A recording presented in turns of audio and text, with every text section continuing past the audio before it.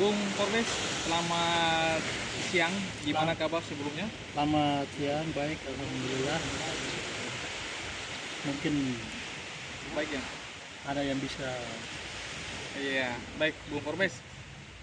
Hari ini saya mengajak Bung Korbes untuk kita bincang-bincang terkait dengan pemandangan destinasi pariwisata yang ada di Jiko Merasa, tepatnya di restonya milik abang kita, Bapak Bupati Buru, Bung Rambi Umasugi, ya. Dimana yang kita ketahui bahwa pantai pemandangan di Jiko Merasa ini sangat begitu indah, dikenal oleh seluruh penjuru tanah air, ya. Jadi saya mau minta sedikit tanggapan dari Bung Korbes. Bung Korbes ini kan adalah salah satu peneliti, ya, yang dikenal juga di berbagai macam daerah. Bung Korbes sangat terkenal sekali, ya. Jadi gimana pandangan Bung Korbes terkait dengan destinasi pariwisata ini? Ya, seperti yang kita lihat bahwa pantai Jiko Merasa ini destinasinya masih alami. Kemudian pasirnya ini belum tersentuh oleh sentuhan-sentuhan pemerintah terkait dengan pembentukan sebuah tempat pariwisata yang memang mempunyai suatu daya tarik, baik itu terhadap wisatawan lokal maupun wisatawan mancanegara.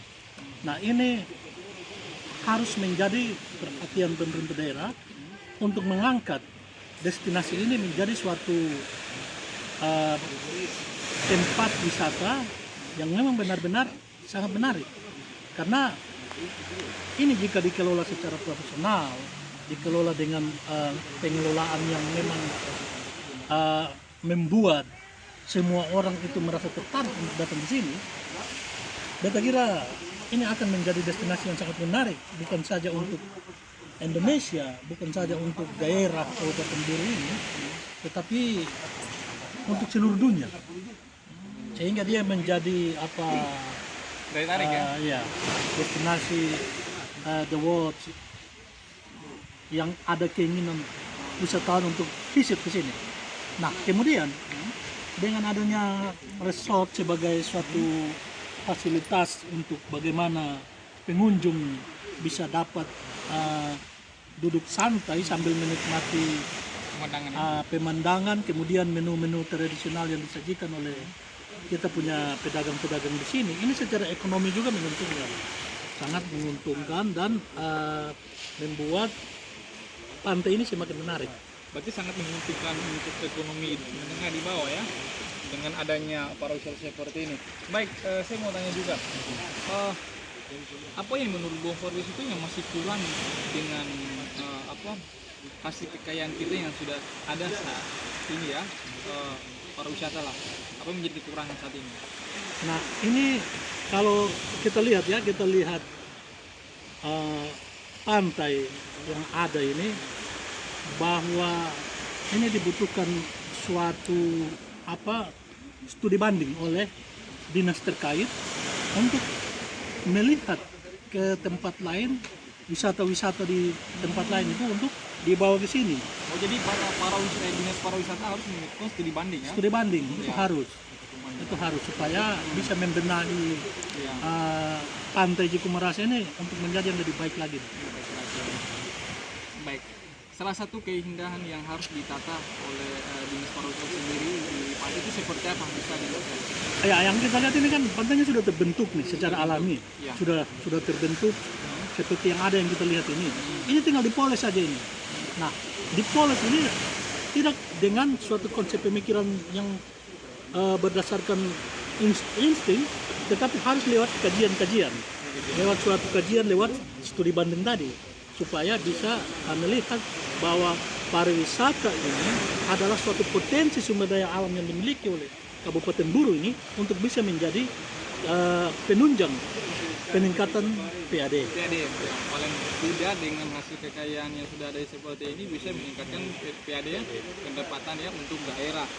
Nah, kita juga melihat bahwa saat ini pun juga di pantai kita saat ini Jiko Merasa ini pun juga untuk kuliner juga kurang, ya, kurang di sini. Lalu sebenarnya ini juga membuka peluang usaha kepada para ekonomi di bawah ekonomi Ningai untuk mereka mempromosikan atau menjualkan barang dagangan mereka ya. Nah di sini pun juga di sisi lain juga kita melihat bahwa memang daya tarik masyarakat memang kurang sekali. Adapun juga hanya bersifat momen saja, mungkin di saat Ramadan ya, saat Ramadan atau di saat libur. Tapi bagaimana caranya itu kita bisa memicu masyarakat sehingga mereka bisa datang kunjungi setiap harinya tanpa lagi menunggu waktu-waktu libur. Nah, bagaimana caranya tuh Bung Forbes? Saya mau minta tanggapan dari Anda bagaimana caranya supaya masyarakat itu dia itu ketika datang kunjungi sini tidak hanya menunggu waktu libur saja. Bagaimana caranya supaya ada daya tarik? Nah, ini sebenarnya menarik ya, menarik. Dan ini harus ada, kita kembali ke dinas terkait, harus ada suatu program terkait dengan kegiatan yang berafiliasi dengan kondisi alam yang memang sudah ada, sudah tercipta memang. Nah, di sini program-program itu harus dibuat ada suatu momen, ada suatu acara atau suatu event atau yang seperti tadi kuliner yang mungkin menjadi salah satu daya tarik. Kuliner ini harus kita kembalikan ke pemerintahan desa. Pemerintahan desa harus mengangkat khusus daerah mungkin ya, harus mengangkat makanan-makanan daerah, kemudian budaya-budaya yang ada di situ, tarian-tarian seperti apa, seperti itu, kemudian dikemas dalam bentuk program. Dan ini diatur waktu bahwa kegiatan ini dalam 1 bulan mungkin ada kegiatan ini, kemudian bulan depan ada kegiatan ini lagi. Itu dikemas oleh dinas terkait supaya tidak ada kejenuhan untuk wisatawan itu berkunjung ke sini. Dan itu juga menjadi daya tarik, ya? Menjadi suatu daya tarik. Jadi beta pikir bahwa ketika dinas ini mempunyai suatu program yang bisa untuk membuat daya tarik di pantai ini yang sudah tercipta secara alami ini, beta yakin sangat bahwa pengunjung akan tiba dengan sendirinya, datang dengan sendirinya, kemudian bisa saja ada investasi akan masuk ke sini. Baik, sebelum Bung Forbes melanjutkan pada sisi yang berikutnya, kami lihat ikan yang satu ini.